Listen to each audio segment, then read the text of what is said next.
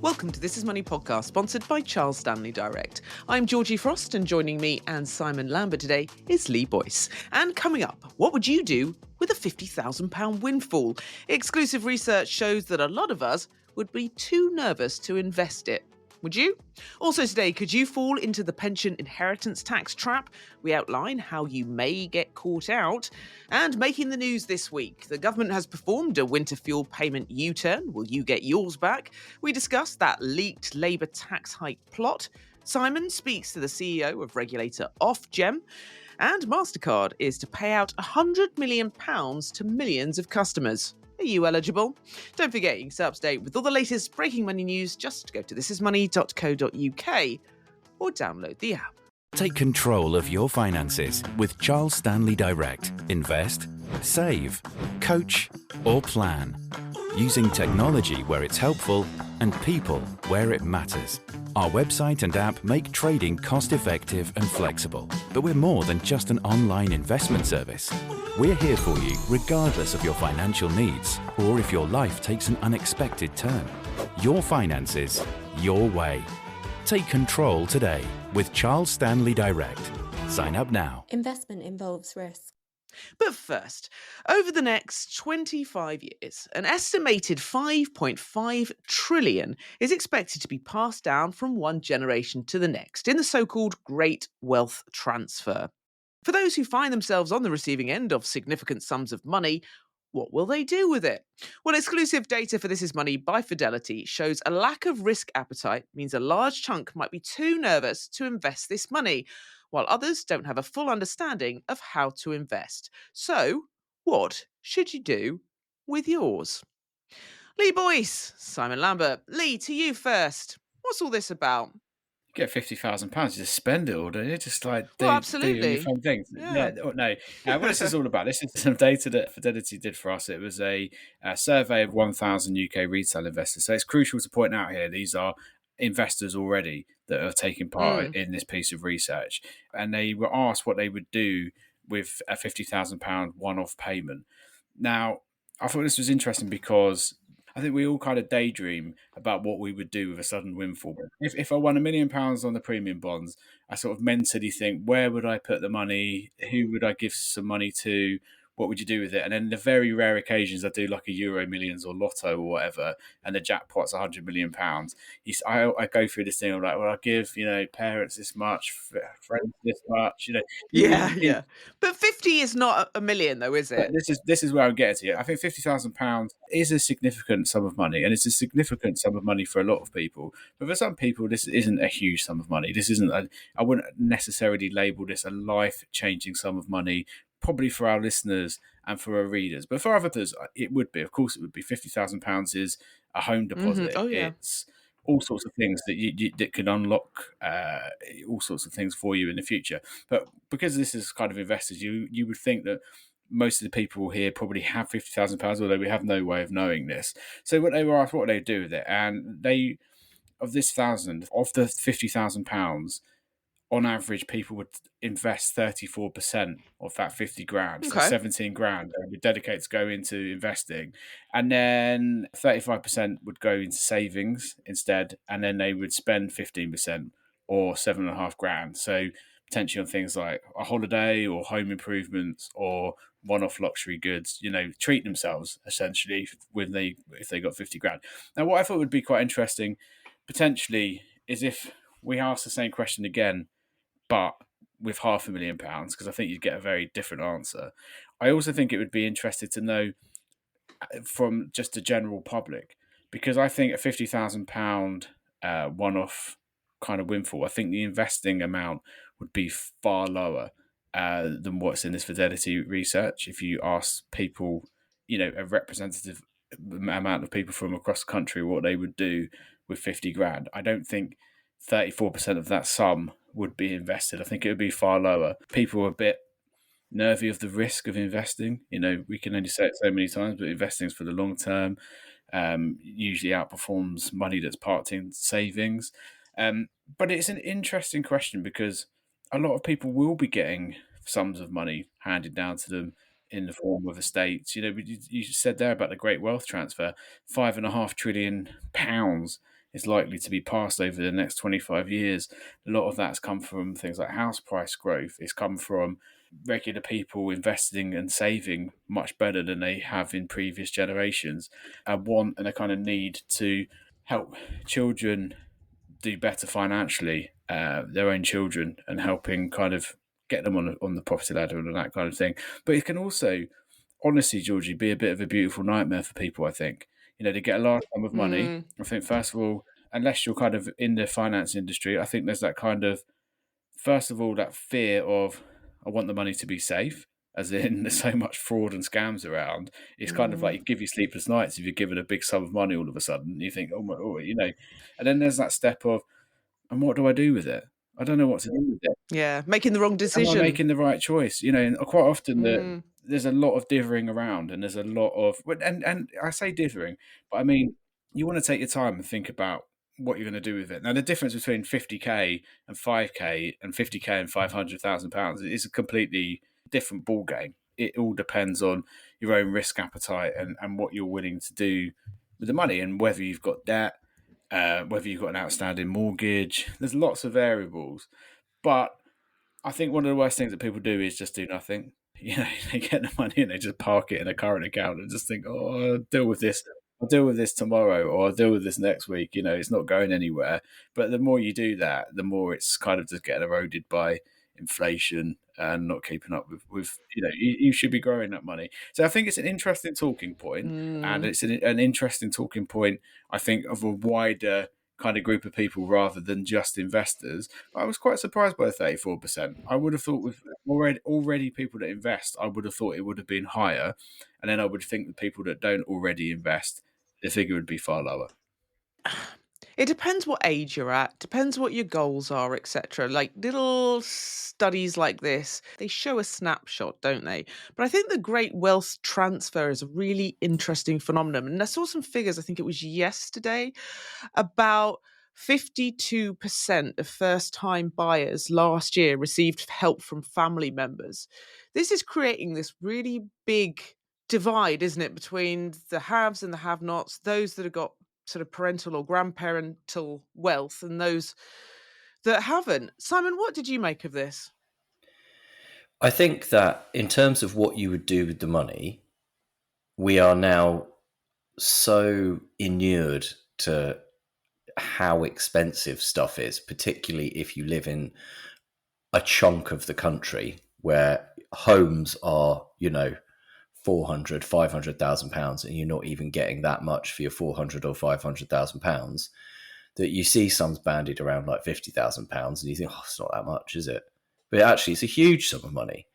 And if you were given that as a windfall out of nowhere, and I'd like to think that, like, we're not talking an inheritance here. I'd like to think a genuine windfall. You won £50,000 on the premium bonds or the lottery or something like that.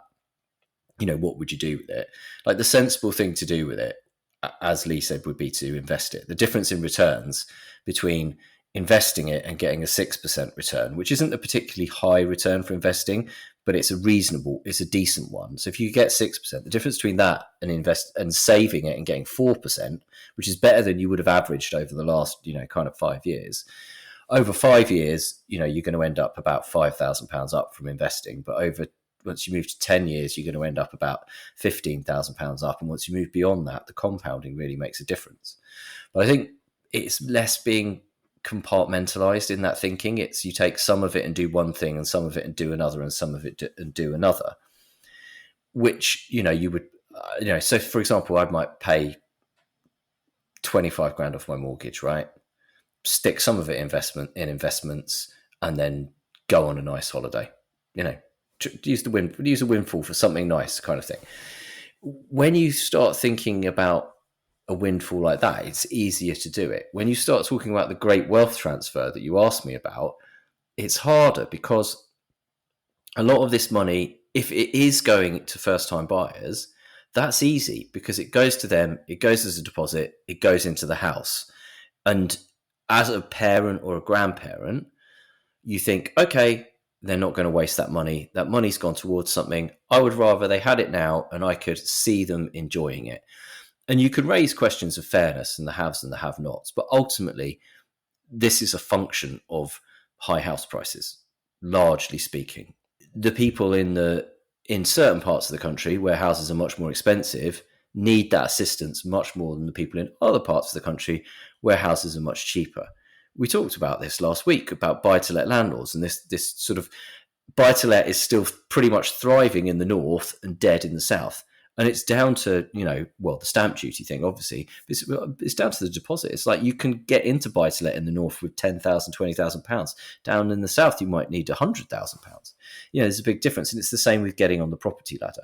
The difficulty then becomes, what do you do in this great wealth transfer thing if your adult children already own a home? Or your adult grandchildren already own a home? Because there's lots of people who really hate the idea of inheritance tax. Now, the best way to avoid inheritance tax is spend more money on yourself or give it away in plenty of time so that you can take advantage of the 7-year rule. And there's going to be a lot more of this coming up due to pensions being pulled into the inheritance tax net, which is going to drag a whole chunk of people who didn't have a problem into this now. And those pensions are for people to live on and run down in retirement, theoretically. But they're thinking, okay, well, but if something happens to me, I don't want to lose 40%, or I don't want to lose 67% because I'm going to be in the double taxation thing. So actually, I want to try and give that money away. But what do you do? What do you get people to do with it? Because there's always that money concern that they might squander it. There's the unreliable partner worry as well, but put that to one side as for the moment. But you don't want to just pay off their mortgage because maybe it's good for people to have a mortgage. Maybe it's good for them to have the financial discipline. Do you want to pay your 35 or 40-year-old child's mortgage off so they no longer have a mortgage? That's great if they start putting all of the mortgage money into their pension or into investing for their children so their children can have the same benefit. But what if they suddenly decide to just go out and buy themselves a swanky new Range Rover on PCP payments, or all of a sudden they're nipping off on a couple of extra holidays a year, and you think, well, hang on a minute, I didn't pay off their mortgage just so they could live high on the hog. This isn't what the great wealth transfer was meant to be about. So then you start going, yeah, well, is that fair? But actually, economically speaking, that's literally the best thing that could happen, is we actually need the older generation to be giving the money now to the younger generation, and the younger generation to be spending it, because that will genuinely boost the economy. And there is a part of me that thinks some of this stuff around pensions and inheritance tax is actually a cynical move to get people to give money earlier and then get that money into the economy rather than it just sitting there untapped. And I think actually there could potentially be a bit of a boost for the economy coming from this if this really does take off. And we're getting so many questions about this. Talk to Charles Stanley, who sponsored the podcast. They're getting so many questions about this stuff. Because if that goes into buying houses, doing extensions, doing up houses and all those other things, or even into PCP and Range Rovers, it does have an economic benefit. Unless you have some sort of a contract, I'm afraid, if you're going to give your money away to someone, it's away. It's not yours anymore. It's for them to do with what they will, unless you stipulate. Lee, what do you reckon? All some cynical move to get, I'd say, us young'uns. Do I count as a young'un? Yeah. Do you count as a young'un? Spending Georgie? money. You've just said, yeah. You count as a young'un, do you? I think Yeah, anyone under the age of 70 now is technically a young'un.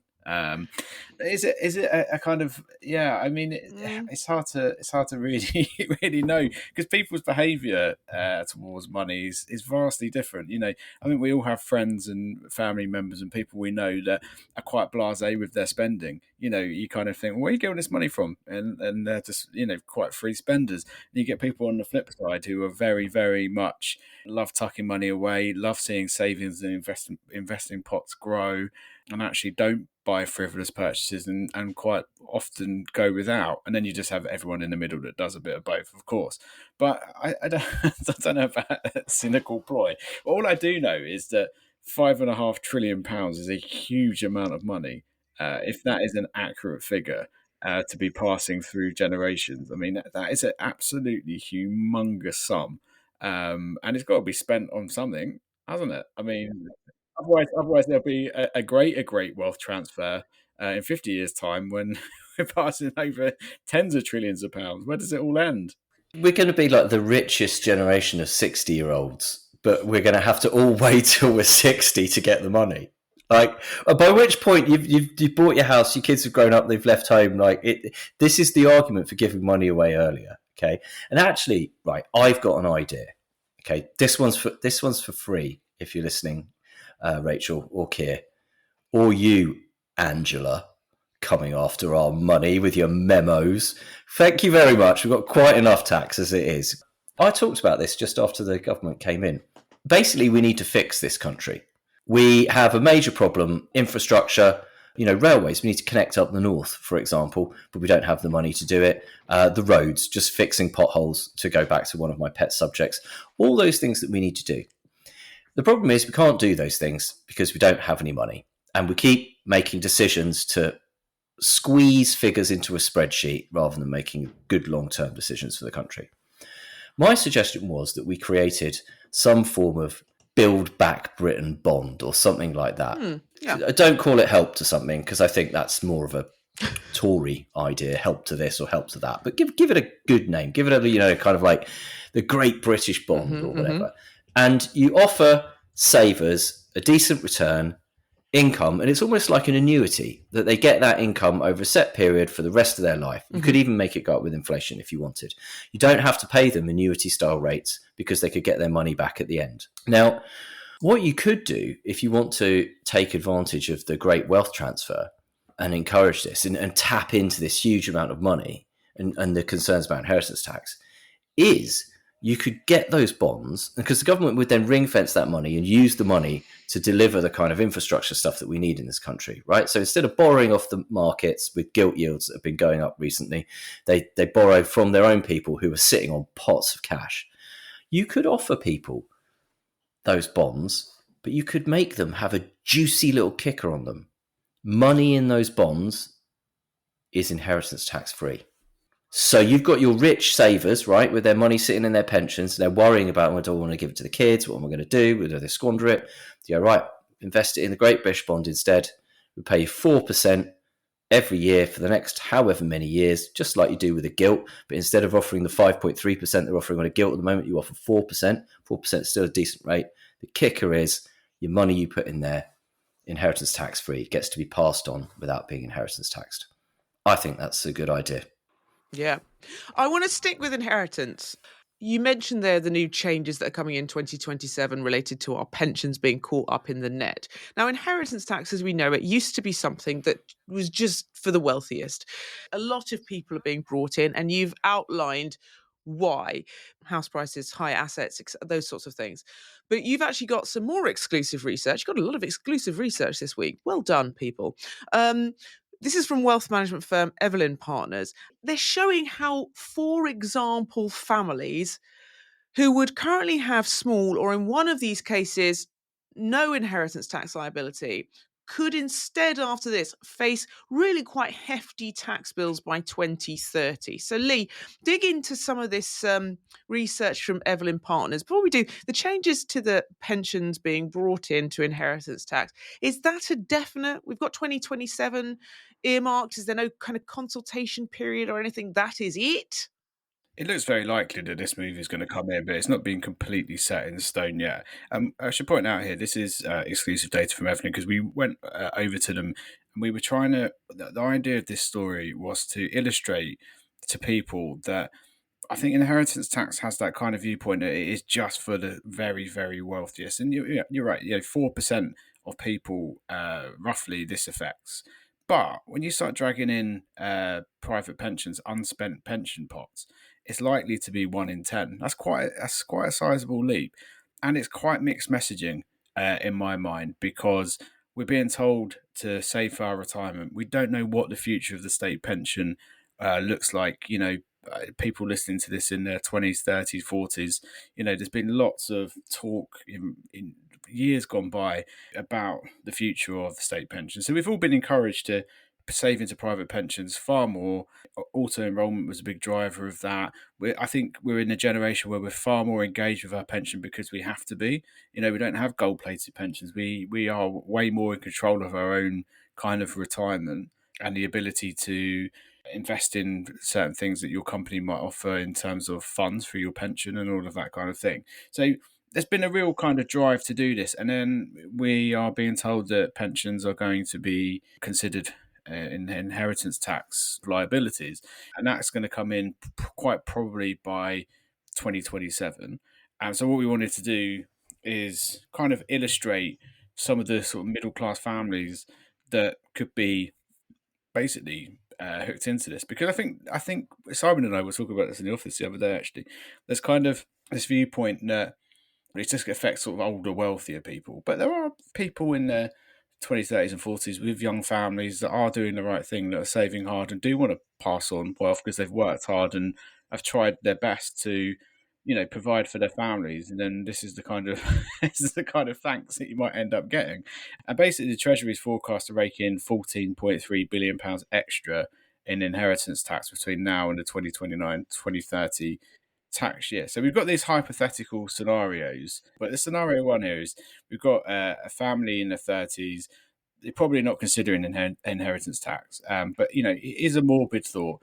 But families can be left with a huge tax bill at any age if disaster strikes. So basically, if you die, you're not going to mitigate the charge. Now, in your 30s, it is quite unlikely that you would have built up a pension pot big enough to be sort of, reaching this threshold. But what the scenario we've got here is that in 2025, they have a home that's worth £750,000. Okay, they've got £500,000 in their pension. That's quite chunky. So I would use your imagination here and think this is someone in their late 30s who has saved very hard into their pension. Can I just say one thing there, though, because that came out a lot in the comments, right? But that is between two people, so it could be £250,000 each. Exactly, yeah. Well, still a lot of money, but still a lot of money. So £50,000 in ISAs, £20,000 in cash savings. So that's a total of 1.32 million, and currently that's a zero inheritance tax bill because private pensions aren't included in that. Now, let's fast forward 5 years' time. We're now in 2030. Home is now worth 962 grand. Pension has grown to £709,000 from more contributions, from compound interest, from returns of whatever you're invested in. ISAs are now up to £64,000. Your cash savings are up to 22 grand. So you're now worth, your technical kind of household wealth, net wealth, is 1.7 million. All of a sudden, you've got a taxable estate of £459,000 because of the changes, and the IHT due now is £183,613. That's a pretty big leap. And it was just to illustrate, yes, there's lots of people that won't have pension pots that big, but lots of people are in their 30s as a couple saving hard into pensions. And you can see these are hypothetical scenarios, but you could see how that family in their 30s, even if it doesn't affect them in 5 years' time and it affects them in 2030, they're on the road to having a big IHT bill in the future, which they might not necessarily have had today. Look, we have outlined these scenarios, and they are wealthy people, right? There is no doubt that these are wealthy people. However, they are middle-class wealthy. They're not, super loaded wealthy.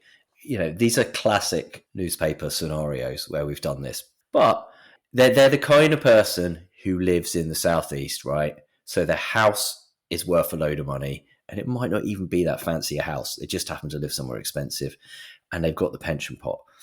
But the pension pot, when you look at the PLSA living standards, if you want to have a comfortable retirement, the PLSA puts that at just over £40,000 for an individual. If you withdraw money at the industry standard 4% from your defined contribution pension pot, you need £1 million pension pot to deliver that. If you are the people who started saving in your early 20s when you started work, perhaps you were auto-enrolled, or perhaps it was before auto-enrollment, you're just doing what you were told you were going to do, and you built up these defined contribution pots and you kept going and you earned good money. Okay, you have to be earning good money to do this, but not super duper money. It is totally conceivable that people will have those size of pension pots by the time they're older. Now, what we've done in another scenario, for example, is we've done the Murrays. Okay, they're in their mid-50s, they've got grown-up children, they're wealthier than the Smiths, a more valuable home, bigger combined pension pots. So they've got £1 million house, £900,000 of which is mortgage-free, £1 million in pension pots between them. maybe, they are of the generation that first went into defined contribution schemes, because a lot of people in that generation are going to have some final salary schemes. But there are people there who were like in the first wave of defined contribution, £100,000 in their ISAs, £50,000 in cash, bringing their total assets to £2.15 million. But today, inheritance tax isn't really an issue for them, because once you knock off the mortgage and you don't include the pensions in their net worth, their taxable estate is only £50,000. So if they died, they'd only have a £20,000 inheritance tax bill. That changes around, though, from their house going up in value a bit, the pensions rising in value, their ISAs going up a bit, the cash savings going up, but no like dramatic changes. 2030, they're worth £2.8 million, but their taxable estate is now £2.2 million because of that inclusion of the pensions. And then the inheritance tax that's due is £880,000. It's a big jump from a £20,000 inheritance tax bill to an £880,000 inheritance tax bill. And it illustrates how big the impact of this could be, because by moving pensions into it, chances are a couple like the Murrays are not going to be dying, in 2030 if they're only in their mid-50s now. Their longevity says that they've got a lot longer to go. But if something did happen and they did both die, one after the other, and that does happen, the family would go from a scenario where now they'd have a fairly negligible inheritance tax bill to an absolutely massive one. Some would say that that is totally fair and we need to raise more tax. And some would say that we should charge those people more inheritance tax, that we should have a wealth tax on those people right now. Others would say that you're dragging people in and trapping them with something that maybe shouldn't be in the inheritance tax net because it's designed to be their fund for retirement. And is it fair that someone, gets unlucky enough to die early and then their family gets absolutely hammered on that pension fund? Personally, I'm in the latter camp.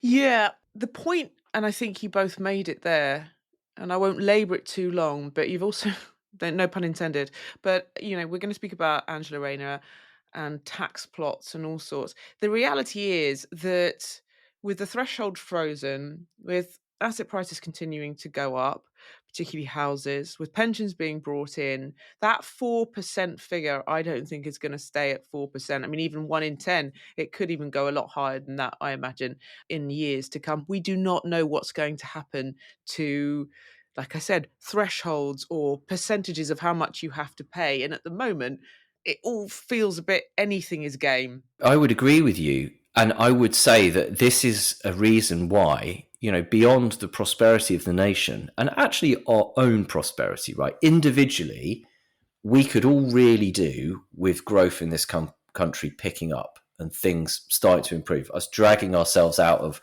what has been described by Paul Johnson at the IFS as the tax and spend doom loop.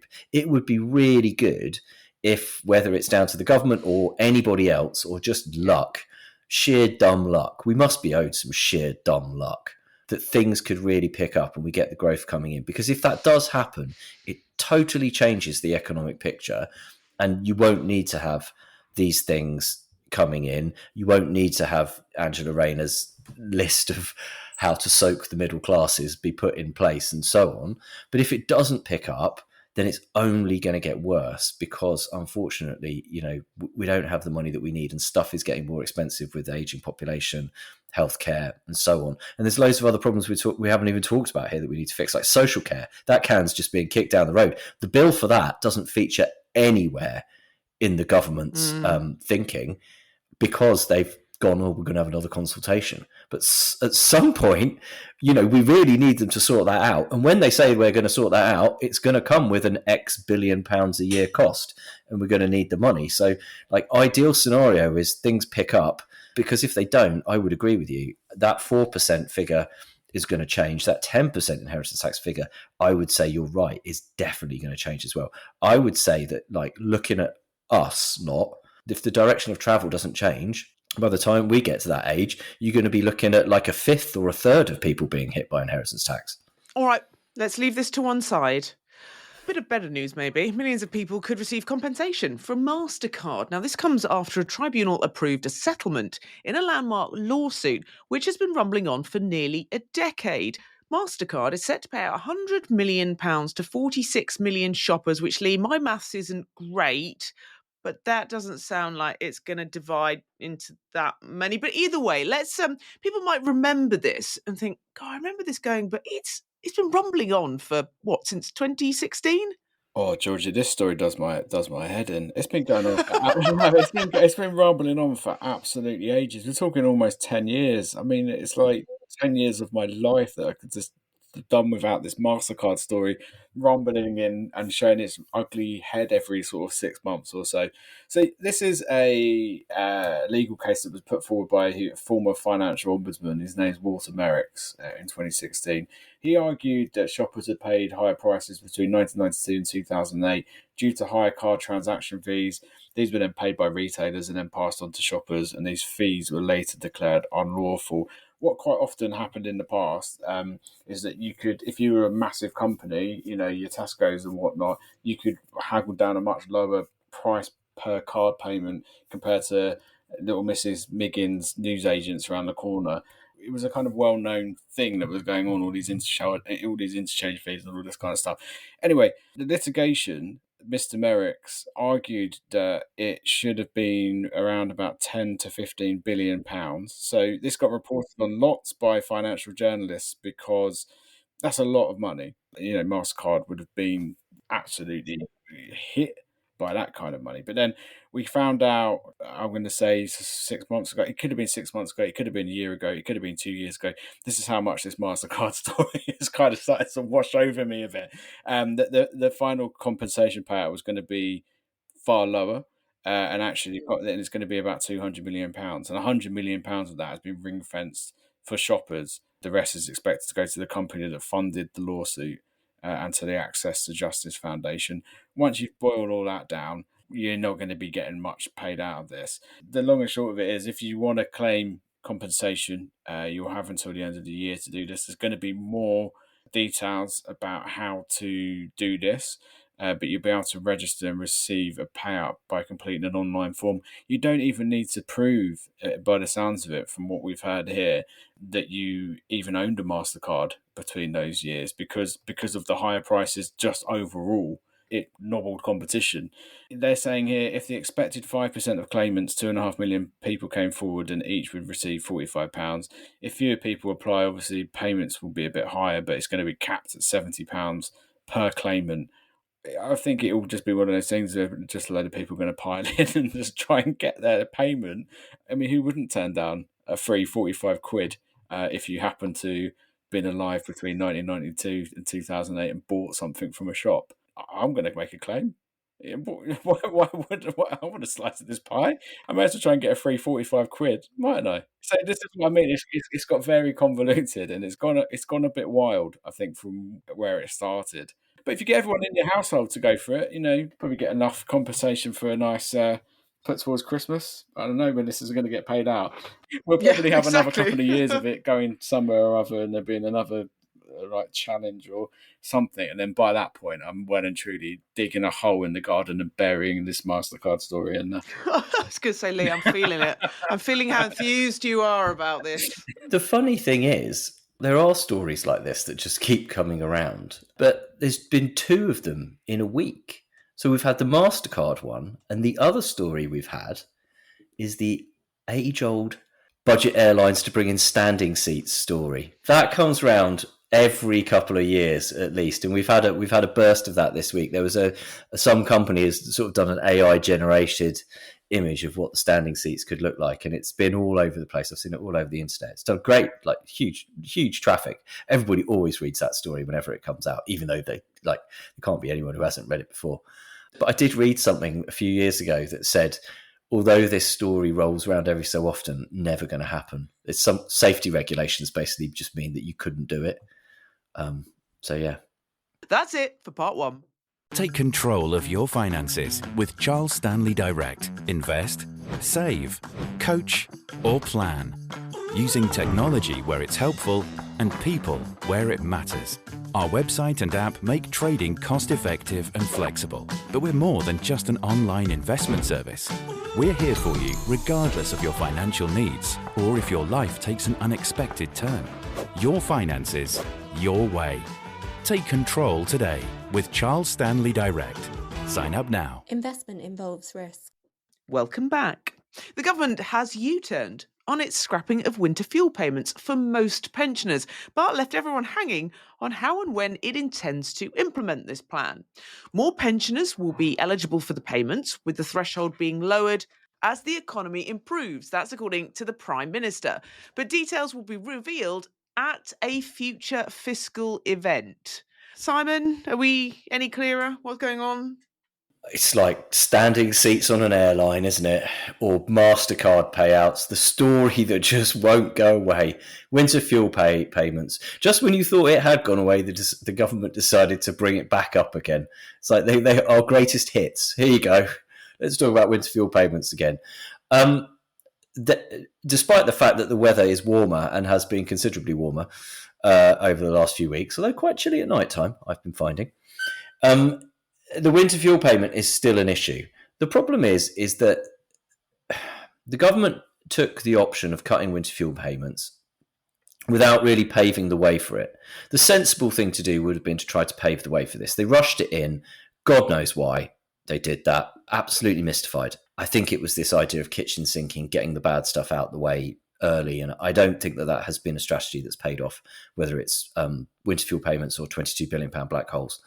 But they rushed it and they decided to tie it in with pension credit, right? So basically it's means tested, it's worth up to £300 a year, and to qualify you now need to claim pension credit. But they set the bar too high. So there's lots of people who do need the help who aren't getting the help. The problem with setting the bar somewhere else is like, how do you do it? What do you do? What kind of means test do you bring in? Lots of pieces of research that have been done into means testing universal benefits.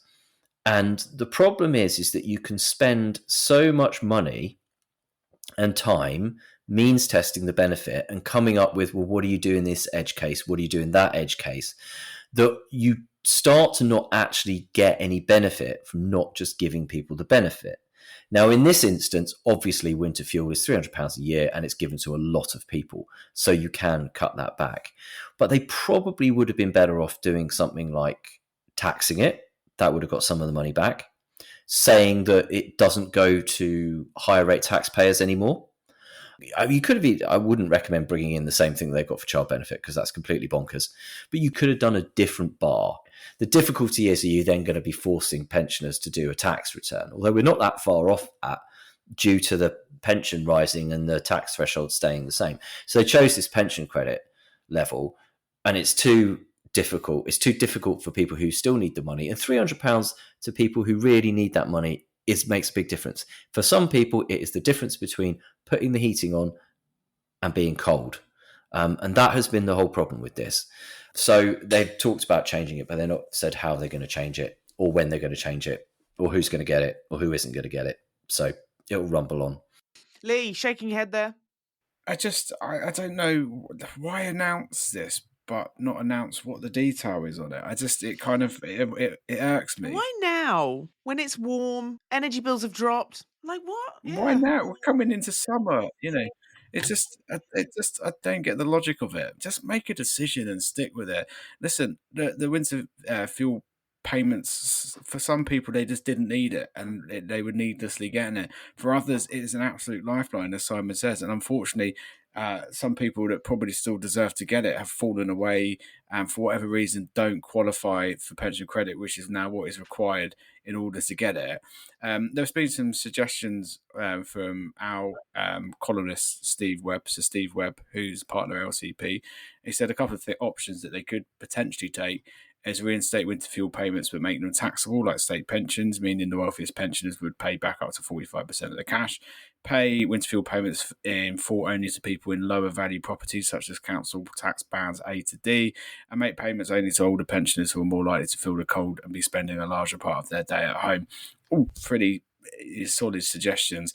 I don't know what road the government is going to sort of go down, but it's just, it's another thing that irks me, Georgie. Just tell us what the plan is. What's the plan? Just tell us what it is, not like announce it at a future. I'm going to reveal it at a future fiscal event. It's like, just like, what is it? Yeah. What is it? Couldn't agree with you more, Lee. But the reality is, Simon, they themselves may not know. And this is heading to an area which you mentioned a little bit earlier with the Deputy Prime Minister, Angela Rayner. There's been a lot of talk this week about a plot, a Labour plot to impose even more tax hikes on us with pensions, inheritance, shares, high earners, all in the firing line. Now, this is leaked proposals that show that the Deputy Prime Minister, Angela Rayner, would rather squeeze us that little bit more instead of cutting spending and benefits. Now, the memo was sent to the Chancellor before the spring statement. It suggested 8 different tax rises that would raise billions of pounds in revenue. We didn't get them in the spring. Will we get them in the autumn with the budget? It's the stuff that just won't go away podcast, isn't it? Just when you thought you were safe from tax rises, or at least safe from stories talking about tax rises for a couple of months, because we've only just had the budget in which Rachel Reeves sensibly decided not to put any more taxes up because she'd upset so many people after her autumn budget.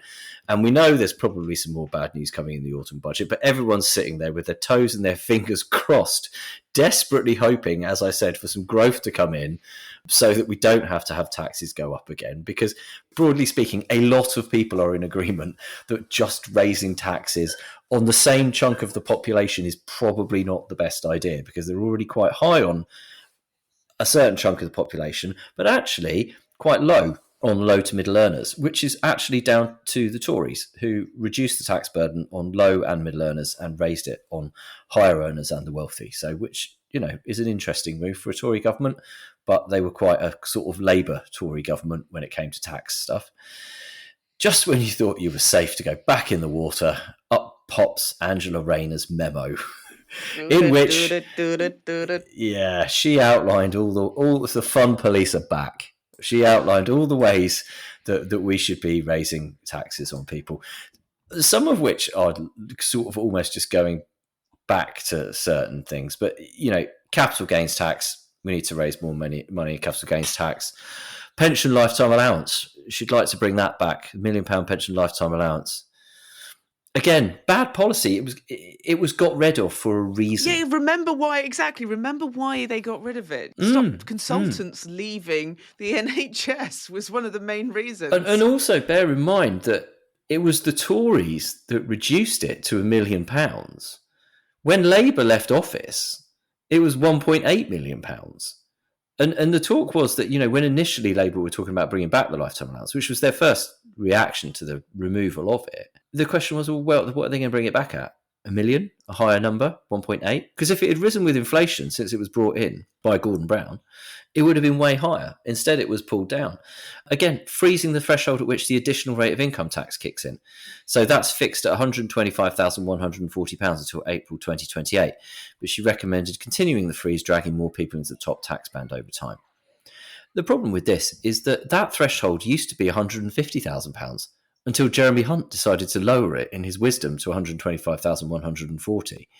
And if that threshold had risen with inflation, from the £150,000 it was brought in at, it would be way higher now. And in fact, there's a bigger problem, which is the £100,000 60% tax trap underneath it, where the personal allowance is removed from people, which, if that had risen with inflation since it was brought in, it would be over £150,000 now. Ending inheritance tax relief on shares in firms on the alternative investment market, that's already been reined in a bit, and various other things. But this is, as you said, an insight into some of the stuff that might happen if things don't get better.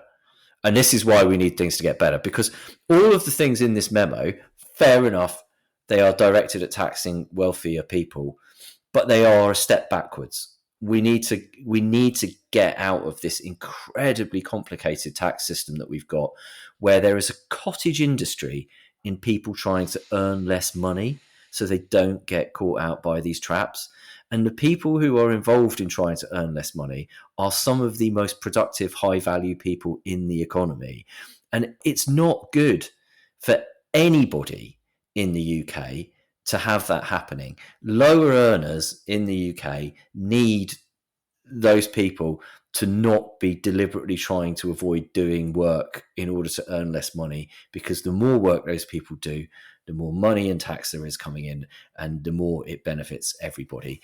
And again, to point out, Paul Johnson, for example, of the IFS, has said that what we need to do is really we need to expand the tax base more, and we actually probably need to raise the basic rate of income tax, not higher rates on people further up the scale. But that's a very unpalatable thing to do, and it'd be very, very difficult for the Labour Party to do.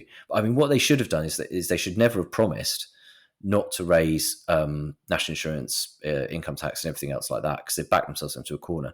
And they should have just reversed the Tory national insurance cut on workers, at least the second one. We definitely didn't need the second one, even if they didn't reverse the first one. But now we find ourselves in this difficult position of trying to do these things. And actually, all of the measures in here wouldn't even raise that much money. The negative impact of them would, I think, outweigh the actual amount of money they'd raise. The annoying thing with all of this, and I say this as a person who's trying to sort out their own personal finances, but as a personal finance journalist who's trying to help other people sort out their personal finances, there is nothing more frustrating than the inconsistency. You save in a certain way, you have some expectations. Yes, lots of people won't reach the lifetime allowance, but it's just another bit of tinkering around something related to our pensions that makes government figures look like they don't know what they're doing. And it makes us feel very insecure about what's coming down the line. I just think a little bit of consistency, and it's not that I don't have sympathy for the fact that we need a bit of money as the government, but they keep talking about growth and then at the same time hammering people with taxes, and it sort of doesn't really add up to me. And I just wish for a little bit of stability, Simon. I think we've had a lot of overexcitement in the world in the last 10 years or so, and it would be nice just to have a little bit of boring. Bring boring back. That's what I say. Make Britain boring again. We thought that was what was going to happen, though. I'm pretty sure Keir Starmer got elected on the boring ticket. He got elected on the "we're not them" ticket. Yeah, he definitely got elected on the boring but competent ticket. There was definitely a lot of people voted for that, and a lot of people were right to vote for that. I didn't vote for him, but I was of the view that it would be an improvement. I want them to do well. I want the country to do well, and they're in a really difficult position, okay, economically. But I think the problem is we've continued down the same path that we were going down. And what we actually need to do is go down a different path. And we need to be a bit more radical. And potentially we could have done that. The best time to do that is a change of government. I think if we hadn't have done the £22 billion black hole thing, we probably could have got away with doing it. But we need to shift away from what you said. I think what we're running is like a budget airline tax system. In theory, you've got like a cheap headline price on your airfare, but then like you're paying a lot of money for the extra stuff. They're catching you out elsewhere. Or it's like hiring a car. It's that kind of thing. I think it just needs to be more like buying a quality product where you don't get caught out. Yeah, absolutely right, Simon. Absolutely right. Meanwhile, we got the latest energy price cap figures from Ofgem for July. Simon, you spoke to the regulator, didn't you? I spoke to Tim Jarvis, the Director General of Markets, this morning, just after the price cap news had come out. And he talked me through what's going on, why it's gone down a bit, but also why it's still so high, a good few years after the energy price spike. Well, let's listen to a little bit of what he had to say to you. Although the price cap has come down and forecasters are suggesting that could continue, energy prices still remain far higher than they were before the energy price spike. What is it that is keeping costs so high for consumers? Yes, you're right, Simon. I mean, they are still high. They're about 10% higher than they were this time last year, and they're still significantly higher than they were before the crisis. I mean, the primary reason for that is this price of gas, the international price of gas. We are particularly exposed to that in the UK compared to some of our international competitors, and that's why it's so important we move away from gas and move on to other sources of energy that will be much more stable and will be domestically generated. There's a suggestion in some quarters that the cost of moving from gas to those renewable sources of energy is expensive, and that's what's driving up prices. But do you see a scenario where we could just go, oh, well, we'll just stick with what we've got and we won't worry about it? Is this something that we have to do? I think the challenge is that if we don't do this, we're almost gambling on what the price of gas will do. Now, we benefited for many years in this country from cheap gas. But we also had a very big shock, as we all know, in 2022, following the Russian invasion of Ukraine, where we saw prices just rocket, and the government of the day spent over £40 billion trying to insulate the impacts of that on households and businesses. So it's a big risk to do nothing, I think, and I think it's important that we move off that gas reliance onto something that is much more stable than we can plan for. Moving back on to the costs that households and you and I face in our energy bills every month, would Ofgem have expected prices to have fallen by more by this point? After that energy price spike, when you looked at that, did you think, okay, well, I mean, what are we now, like 3 years in, that they would have come down by more for people? I think it's hard to understate the scale of the shock to the European energy system as a result of what happened in Russia, Ukraine. You saw one of the main sources of supply of energy cut off almost overnight. So in some ways, I'm not surprised it's taking the markets a long time to adjust. I mean, it does look as though things are starting to stabilize a little bit, but as I said earlier, it isn't really in our control. So we are reliant on it. I think the long-term plan has to be moving on to different forms of energy. And what we're doing in Ofgem is trying to make sure that we can support consumers through that transition, drive the costs down where we can, and support those who are struggling the most with their bills as far as we can within our remit. And the price cap was introduced as a backstop to help people not be hugely overcharged who weren't switching their bills. And it obviously then became an essential protection for people through that energy price spike, as well as the help that the government at the time put in place. You can now switch your energy deals and you can get better prices than the price cap, but there's still an awful lot of people sitting on these price cap tariffs, isn't there? Do you think more people should be considering switching their bills to a fixed rate deal?